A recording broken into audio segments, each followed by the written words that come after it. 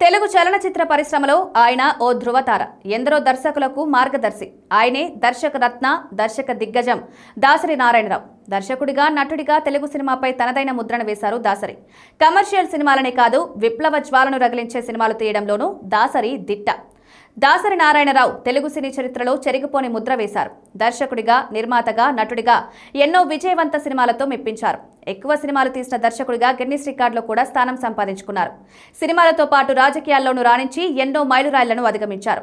దాదాపు 150 చిత్రాలకు దర్శకత్వం వహించారు. 53 సినిమాలు స్వయంగా నిర్మించారు.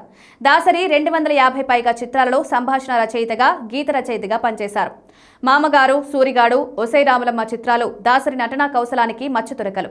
తెలుగు, కన్నడ సినిమాల్లో నటుడిగా గుర్తింపు పొందిన ఆయన ఉత్తమ నటునిగా బహుమతి కూడా పొందారు. దాసరి సినిమాల్లో తాత మనవడు, స్వర్గం నరకం, మేఘ సందేశం, మామగారు వంటి సినిమాలు ఆయనకు అనేక అవార్డు తెచ్చిపెట్టాయి. నాన్న వాళ్లను అక్కున చేర్చుకుని వారికి ఉపాధి కల్పించారు దాసరి.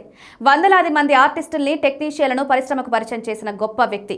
తెలుగు సినిమా పరిశ్రమకు పెద్ద దిక్కుగా ఉన్న దాసరి నారాయణరావు తీవ్ర అనారోగ్యంతో బాధపడుతూ 2017 మే 30న తుదిశ్వాస విడిచారు. అయితే ఆయన మనవరాలు ఇప్పుడు టాలీవుడ్లో క్రేజీ హీరోయిన్ అని మీకు తెలుసా?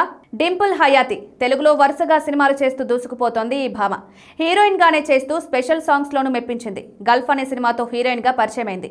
ఆ తర్వాత గద్దలకొండ గణేష్ సినిమాలో స్పెషల్ సాంగ్ చేసింది. తర్వాత ఖిలాడి, రామబాణం సినిమాల్లో నటించింది. ఇప్పుడు రవితేజతో కలిసి భర్త మహాశైలకు విజ్ఞప్తి అనే సినిమా చేస్తోంది. ఈ సినిమా ప్రమోషన్ లో భాగంగా ఓ ఇంటర్వ్యూలో మాట్లాడుతూ తన తాతగారు దాసరి నారాయణరావు గారని, నానమ్మ అలనాటి ప్రముఖ నటి ప్రభా గారని తెలిపింది. ఈ విషయం చాలా మందికి తెలియదని చెప్పుకొచ్చింది.